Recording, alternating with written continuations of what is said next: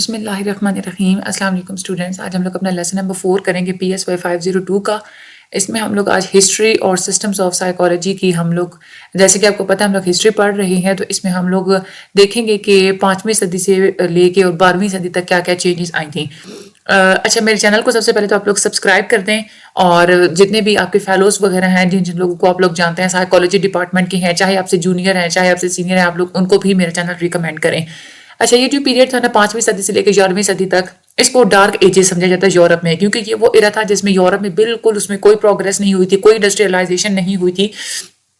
جو یونانی جو ہیں اور جو یورپ کے جو رہنے والے تھے ان کے درمیان تھوڑی کھٹپٹ بھی تھی. ڈارک ایجز وہ پیریڈ تھے جہاں پہ بالکل ریسرچ اور انویسٹیگیشن کا جو شعبہ ہے بالکل بیٹھ گیا تھا. ٹھیک ہے پرابلمس کو ریسرچ سے یا آبزرویشن سے سالو نہیں کیا جاتا تھا بلکہ ریلیجیس جتنی بھی ایڈکٹس ہوتی ہیں یعنی کہ جیسے یہ ہوتا ہے نا کہ جیسے ہمارے ہاں دم درود جیسے ہونا.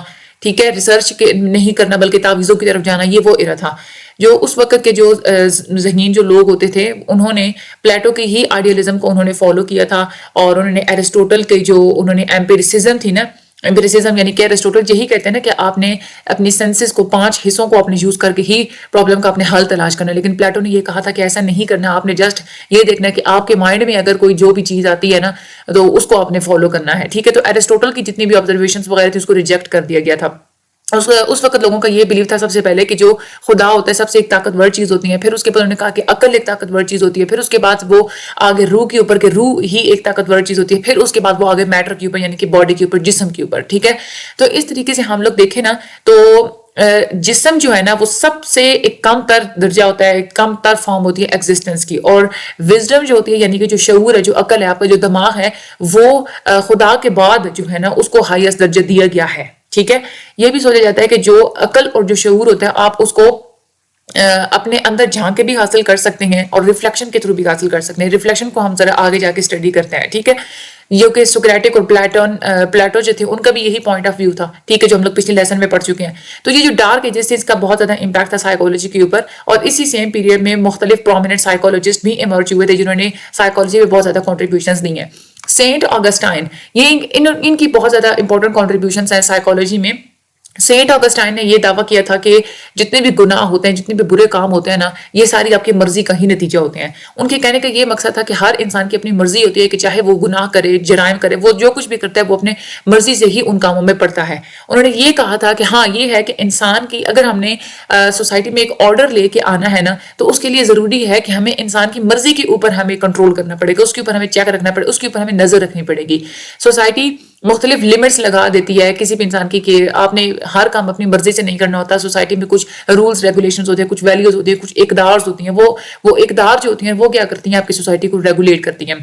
اگر ہر بندے کو ہم لوگ یہ اجازت دے دیں کہ وہ آزادی سے ہی وہ گھومے پھرے جو مرضی کرے تو پھر تو نہ کوئی سوسائٹی ہوگی ہر طرف انتشار ہی انتشار ہوگا. سینٹ اگسٹائن نے فردر یہ بھی دعویٰ کیا تھا کہ جو غرور ہوتا ہے نا وہ سب سے برا گناہ ہوتا ہے کبیرہ گناہ ہوتا ہے اور اسی سے دوسرے گناہ بھی جنم لیتے ہیں.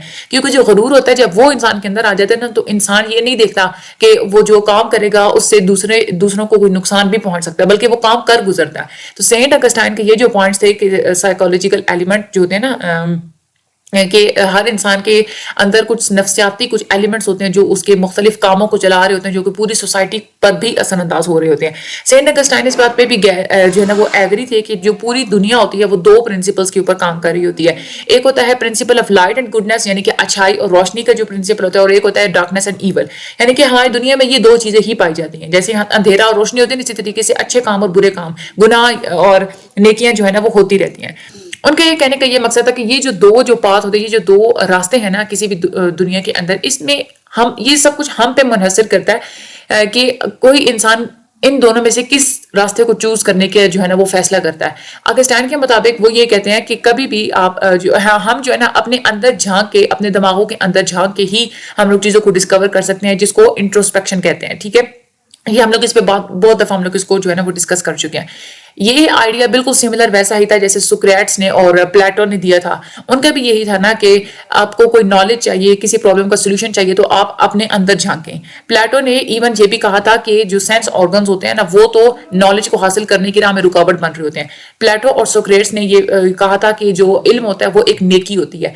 سینٹ اگسٹائن نے ان کے ویوز میں ہی تھوڑا سا اور اضافہ کر دیا تھا اور انہوں نے کہا تھا کہ کوئی بھی انسان ہے اس کو اپنے اندر جھانکنا چاہیے رادر دین بجائے اس کے کہ وہ باہر کی چیزوں کو کے اوپر جھانکے. وہ انہوں نے یہ بھی کہا تھا کہ جیسے آپ باہر کی دنیا کو دیکھتے ہیں نا ویسے ہی آپ اپنے اندر خود کو دیکھیں. اور لیکن خود کو اپنے اندر دیکھنا کیسے ہے, انٹروسپیکٹ کیسے کرنا ہے, خود کو کیسے دیکھنا ہے, یہ ایک بہت بڑی ڈیفیکلٹی تھی جو اس وقت کے فلاسفرز اور جو بھی تھنکرز تھے وہ نہیں بتا سکے تھے. سینٹ اگسٹائن نے اس چیز کا سولوشن پیش کیا تھا. انہوں نے کہا تھا کہ جیسے آپ باہر کی دنیا کو دیکھتے ہیں نا اپنے سینسز کے تھرو, ویسے ہی آپ لوگ جو ہے نا خود کو دیکھیں. اس کو ہم لوگ کہتے ہیں ریفلیکشن. ریفلیکشن کا مطلب ہوتا ہے آئیڈیاز کو, جو آپ کے دماغ میں جتنی بھی سوچیں آ رہی ہوتی ہیں, جتنے بھی آئیڈیاز آ رہے ہوتے ہیں, ان کو دیکھنا اور ان کو سمجھنا اور انہی میں سے پرابلمس کو جو ہے نا وہ تلاش کرنا. ٹھیک ہے, مائنڈ کے اندر جتنے بھی آئیڈیاز مل رہے ہوتے ہیں نا انہی کو پہلے سمجھنا اور انڈرسٹینڈ کرنا, یہ ہوتا ہے ریفلیکشن. یہ ایک سولوشن تھا کہ کیسے آپ کسی بھی پرابلم کا سولوشن ڈھونڈنے کے لیے اپنے اندر جھانک سکتے ہیں. کیونکہ وہ سینٹ اگسٹائن نے مینلی اسی بات پہ زور دیا تھا کہ آپ نے اپنے اندر جھانکنا. ان کا جو میتھڈ تھا تو میتھڈ بھی انہوں نے بتایا تھا کہ کیسے آپ نے اپنے اندر جھانکنا ہے. تو اسی وجہ سے ان کو سب سے پہلے انٹروسپیکٹو سائیکالوجسٹ کہا جاتا ہے. یہ آپ لوگوں کے MCQs میں یہ چیز آتی ہے. ٹھیک ہے, آپ لوگوں نے مین جو ہے نا وہ بات یہی یاد رکھنی کہ انہوں نے ایک تو گناہ اور سزا کے اوپر انہوں نے بات کی تھی کہ انسان کے اوپر, اور دوسرے انہوں نے جو ہے نا وہ انٹروسپیکٹ کرنے کا بھی بتایا تھا. انٹروسپیکٹو جو سائیکالوجسٹ ہیں یہ وہ سائیکالوجسٹ ہوتے ہیں جو مینلی اسی بات پہ زور دیتے ہیں کہ آپ نے پرابلم کا سولوشن اگر ڈھونڈنا ہے تو آپ اپنے دماغوں میں جھانکیں, آپ کے دماغ میں جو آئیڈیاز ہیں آپ انہی کے اوپر آپ فوکس کریں رادر دین کہ آپ لوگوں سے جا کے پوچھیں کہ میرے اس مسئلے کا حل کیا ہے. ٹھیک ہے, یا آپ جو ہے نا اپنے سینسری آرگنس کے تھرو بھی آپ نے پرابلم کا سولوشن نہیں ڈھونڈنا. جیسے ایرسٹوٹل نے تو یہی کہا تھا نا کہ سینسری آرگنس کو آپ یوز کریں, لیکن پلیٹو اور سوکریٹس جو تھے وہ انٹروسپیکشن کی فیور میں تھے اور انہوں نے سینٹ جو آگسٹائن تھے انہی کو انہوں نے جو ہے نا وہ فالو کیا تھا. اس کے بعد ایک اور جو بڑی کنٹریبیوشن ہے سینٹ اگسٹائن کی, انہوں نے ایکسپلین کیا تھا کانشیسنیس کو, یعنی کہ شعور کو. وہ کہتے ہیں کہ کانشیسنیس جو ہے نا وہ ایک کانسٹنٹلی فلوئنگ, یعنی کہ کبھی بھی ختم نہیں ہوتا. شعور آپ کے اندر کانسٹنٹلی ہمیشہ بڑھتا ہی رہتا ہے, وہ آتا رہتا ہے. ٹھیک ہے, مختلف چیزوں کے بارے میں عقل آپ کو آتی رہتی ہے. ان کا یہ بھی جو آئیڈیا ہے وہ ریلیٹڈ ٹو انٹروسپیکشن ہی ہے. وہ یہ کہتے ہیں کہ جو کانشیسنیس ہوتی ہے نا وہ ایک ندی کی طرح ہوتی ہے کہ جو کہ بہتی رہتی ہے, اور آپ نے کوئی بھی پرابلم کا سولوشن ڈھونڈنا تو آپ اسی ندی میں سے ڈھونڈیں, اپنے شعور میں سے ہی اس کو تلاش کریں. وہ کہتے ہیں کہ یہ جو ندی ہوتی ہے, یہ جو کانشیسنیس ہوتی ہے نا آئیڈیاز کی جو ہوتے ہیں, یعنی کہ شعور ہوتا ہے, یہی بنیاد بنتی ہے علم کی, یعنی کہ نالج کی. ان کے جو آئیڈیاز ہیں انٹروسپیکشن کے وہ بعد میں مختلف سائیکالوجسٹ نے یوز کیے تھے, جیسے ورن نے اور ٹیچنر نے اس کو جو ہے نا وہ یوز کیے تھے. ٹھیک ہے, اس کے بعد ایویسینا, یہ بھی بہت امپورٹنٹ ٹاپک ہے. ایویسینا کی بہت پرومیننٹ پوزیشن ہے ہسٹری اور سائیکالوجی کے اندر. انہوں نے قرآن پاک کو بھی اسٹڈی کیا تھا, فزکس کو بھی, تھیولوجی کو, میڈیسن کو انہوں نے اسٹڈی کیا تھا, اور پھر انہوں نے مختلف قسم کے جو ہے نا وہ کنسیپٹس دیے تھے. ایویسینا کا یہ ویو تھا, وہ یہ کہتے تھے کہ انسان کی جو روح ہوتی ہے نا وہ نان مٹیریل تھنگ ہوتی ہے, یعنی کہ آپ اس کو ٹچ نہیں کر سکتے, آپ اس کو محسوس نہیں کر سکتے, اور یہ دائمی ہوتی ہے, کبھی بھی ختم نہیں ہوتی, اور یہ کبھی بھی میٹیریل فارم میں ایگزسٹ نہیں کرتی. لیکن جو باڈی ہوتی ہے نا وہ میٹیریل فارم میں ایگزسٹ کرتی ہے, ختم ہو جاتی ہے. اس کی وجہ سے ایرسٹوٹل نے تو یہ کہا تھا نا کہ باڈی اور جو یعنی کہ جو روح اور جسم ہے وہ ایک ہی چیز ہوتی ہے, وہ مختلف چیزیں نہیں ہیں. لیکن ایویسینا نے اس چیز کو ریجیکٹ کر دیا تھا. وہ یہ کہتے ہیں کہ جو روح ہوتی ہے وہ ایک الگ چیز ہے اور باڈی جو ہے نا وہ ایک الگ چیز ہے. ایویسینا کا یہ بھی ویو تھا کہ جو روح ہوتی ہے اس کی اپنی پہچان ہوتی ہے, اس کے اپنے قانون ہوتے ہیں, اور اسی کے قانون ہوتے ہیں جو باڈی کو چلا رہے ہوتے ہیں.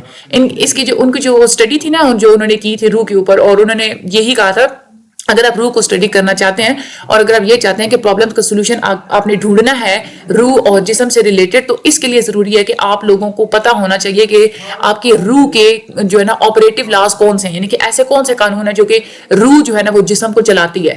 یہ آپ کو پھر ہیلپ آؤٹ کرے گی کہ آپ جو ہے نا نالج بھی گین کر سکتے ہیں. یہ ایک دفعہ آپ اگر روح کے یہ جو آپریٹو لاز ہوتے ہیں نا جو کہ ساری باڈی کو آپریٹ کرتے ہیں, اگر وہ آپ اس کو سمجھ لیتے ہیں تو آپ کے لیے یہ چیز بھی جاننا بہت زیادہ ایزی ہو جائے گی کہ کیسے روح خود جو ہے نا سوچتی ہے, اور کیسے پھر روح جو ہے نا آپ سے مختلف کام کرواتی ہے اور آپ کے بیہیویئر کو بھی انفلوئنس کرتی ہے. ایویسینا کا یہ بھی ویو تھا کہ جو آپ کا دماغ ہوتا ہے اس کے بہت زیادہ افیکٹ ہوتے ہیں آپ لوگوں کی باڈی کے اوپر. وہ آپ کا دماغ ہی ہوتا ہے, آپ کی سوچ ہی ہوتی ہے, آپ کا مائنڈ ہی ہوتا ہے جو آپ کی باڈی کو, آپ کے جسم کو ہیلدی بھی کرتا ہے, آپ کو بیمار بھی کرتا ہے. وہ مائنڈ کا اور جو ایک روح ہوتی ہے نا وہ یہ کہتے ہیں کہ ویسے تو بہت سارے جو فلاسفرز ہیں وہ کہتے ہیں کہ یہ کچھ سیم ایک ہی جیسی چیز ہے, اور یہ بات ایسے ہی ہے کہ جو مائنڈ جو ہوتی ہے نا مائنڈ اور سول کو وہ ایک ہی چیز کنسیڈر کرتے ہیں, باڈی کو وہ ڈفرینٹ سمجھتے تھے. ایویسینا کی یہ سوچ تھی کہ جو آپ کی جو روح ہوتی ہے اس کا بہت زیادہ اثر ہوتا ہے کیونکہ انسان اگر یہ سوچتا ہے نا کہ میں بیمار ہوں تو وہ واقعی میں بیمار ہو جاتا ہے، ٹھیک ہے، اس کی جو جسم ہوتا ہے وہ بیمار ہو جاتا ہے. اور اگر انسان یہ سمجھتا ہے کہ وہ بیمار نہیں ہے تو اس کا اگر جسم بیمار بھی ہو تو بھی وہ ریکور کرنا سٹارٹ کر جاتا ہے. تو وہ یہی کہتے ہیں کہ جو ہماری روح ہوتی ہے نا وہ جسم سے زیادہ جو ہے نا مضبوط ہوتی ہے، زیادہ اسٹرانگ ہوتی ہے، اور یہ روح ہی ہوتی ہے جو آپ کی باڈی کو بیہیو کرواتی ہے، چلاتی ہے. انہوں نے یہ بھی کہا تھا کہ اگر آپ کی جو مائنڈ اور جو آپ کے روح ہے اگر وہ اسٹرانگ ہوں گے تو نہ صرف یہ کہ آپ کی اپنی باڈی کو وہ افیکٹ کریں گے بلکہ یہ دوسروں کو بھی افیکٹ کریں گے. یہ ہپنوسس کا کیس ہوتا ہے جس میں آپ لوگ اگلے بندے کو ہپنوٹائز کر دیتے ہیں، وہ کیا ہوتا ہے؟ وہ بھی تو ایسا ہی ہوتا ہے نا کہ آپ اگلے بندے کے دماغ کو اتنا کنٹرول کر لیتے ہیں کہ پھر آپ اس سے جو کام کروانا چاہیں وہ کروا لیتے ہیں. یہ کیسے ہوتا ہے؟ کیونکہ یہاں پہ ایویسینا نے یہ کہا ہے کہ باڈی ہوتی ہے جو کہ آپ کے جسم کو چلاتی ہے، جو روح ہوتی ہے نا، جو مائنڈ ہوتا ہے وہی آپ کے جسم کو چلاتا ہے. تو جب آپ اگلے بندے کو مائنڈ کو قابو کر کے اگلے بندے کے مائنڈ کو جیسا چلائیں گے ویسے ہی اس کی باڈی بھی چلے گی. تو ان کے جو آئیڈیاز تھے نا جو انہوں نے دیے تھے مختلف قسم کے کہ آپ کے مائنڈ کی کیا اسٹرینتھ ہوتی ہے، کیا کیا اس کی ویکنیسز وغیرہ ہوتی ہیں، تو ایویسینا نے یہ کہا تھا کہ جو سول ہوتی ہے نا، جو روح ہوتی ہے وہ اس حد تک طاقتور ہوتی ہے کہ وہ آپ کی باڈی کو حکم دیتی ہے کہ موو کیسے کرنا ہے اور پھر آپ کی باڈی ہی اس کے حکم کو مانتی ہے. دوسرے لفظوں میں یہی کہہ سکتے ہیں کہ آپ کی روح ہی اس بات کی ذمہ دار ہوتی ہے کہ باڈی آپ کے جو مختلف ایکشنز کر رہی ہوتی ہے. ایرسٹوٹل نے جو مختلف جو ان کی جو اسٹڈی تھی اس کے بعد ایویسینا نے کہا تھا کہ انسان جو موشن کرتا ہے، یعنی کہ ساری زندگی جو کہ حرکت میں رہتا ہے، جو مختلف کام کرتا ہے، اس کے 4 سٹیجز ہوتی ہیں. موشن کا یہاں پہ مطلب یہ ہے کہ ایک ایسا پروسیس کہ آپ کوئی بھی کام جو ہے نا وہ پرفارم کرتے ہیں تو اس کو ہم لوگ موشن کہتے ہیں. وہ کہتے ہیں کہ ان سٹیجز کی بیسس پہ ایویسینا نے یہ کہا ہے کہ انسان کے کسی بھی کام کو جو ہے نا ایکسپلین کرنے کی انہوں نے کوشش کی تھی. وہ کہتے ہیں کہ 4 سٹیجز ہوتی ہیں. پہلی سٹیج ہوتی ہے امیجنیشن کی. امیجنیشن ایک پروسیس ہوتا ہے سوچنے کا، کسی چیز کے بارے میں سوچنے کا، ٹھیک ہے. وہ جو امیجنیشن ہوتی ہے نا اسی سے پھر خواہشات پیدا ہوتی ہیں کہ میں نے یہ چیز حاصل کرنی ہے. سب سے پہلے آپ کی امیجنیشن آتی ہے، اس کے بعد آ جاتی ہیں ڈیزائرز. امیجنیشن کی وجہ سے ڈیزائرز یعنی کہ خواہشات پیدا ہوتی ہیں. خواہشات جو ہوتی ہیں یہ سیکنڈ سٹیج ہوتی ہے موشن کی، جو کہ ایویسینا نے بتائی تھی، جو کہ ریپرزینٹ کرتی ہیں کہ یہاں پہ انسان کی جو ہے نا اپنی مرضی ہوتی ہے کہ اس نے کچھ نہ کچھ حاصل کرنا ہے، کوئی نہ کچھ نے کام کرنا ہے، یہ اس کے اندر خواہش پیدا ہوتی ہے. ٹھیک ہے، انسان کے اندر خواہش ہوتی ہے کوئی چیز لینے کی یا کوئی کام کرنے کی. اس کے بعد تیسری سٹیج آ جاتی ہے امپلژن، یعنی کہ یہاں پہ انسان کے اندر خواہش پیدا ہوتی ہے کہ میں نے یہ خواہش پوری کرنے کے لیے کام کرنا ہے. یعنی کہ انسان کے اندر یہ خواہش ہوتی ہے ایک جو، یعنی کہ اس سٹیج پہ آ کے انسان کی خواہش انسان کو دھکیلتی ہے کہ تم کچھ کرو. یہ تیسری سٹیج ہوتی ہے موشن کی، جو کہ ایویسینا نے بتائی تھی کہ یہاں پہ آ کے جو ہے نا انسان موٹیویٹ ہوتا ہے اپنی خواہشات کی وجہ سے کہ ہاں میں نے یہ کوئی کام کرنا ہے، میں نے اپنی خواہشات کو پورا کرنا ہے. چوتھی جو سٹیج ہوتی ہے نا موومنٹ کی، یہ وہ آخری سٹیج ہوتی ہے موشن کی. ایویسینا کہتے ہیں کہ یہاں پہ جو ہے نا انسان اصل میں وہ کام کرے گا اپنی خواہشات کو پورا کرنے کے لیے جو کہ اس کی امیجنیشن کی وجہ سے جو خواہشات جو ہے نا وہ پیدا ہوتی ہیں. اور یہاں یہ وہ سٹیج ہوتی ہے جہاں پہ واقعی میں وہ جو ہے نا اپنی ضروریات کو پورا کرنے کے لیے وہ موو کرتا ہے. ہم دوسرے لفظوں میں یہ بھی کہہ سکتے ہیں امیجنیشن جو ہے نا وہ کیا کرتی ہے، وہ ڈیزائرز یعنی کہ خواہشات کو پیدا کرتی ہے. خواہشات پھر کیا کرتی ہیں، انسان کو آگے دھکیلتی ہیں کہ تم کچھ کرو، اور اس کے بعد انسان پھر کچھ کرتا ہے. ایک اور جو ایویسینا کی میجر جو کنٹریبیوشنز ہیں، اچھا یہ آپ لوگوں کی 4 سٹیجز بہت انپورٹنٹ اچھے طریقے سے یاد کیجیے گا.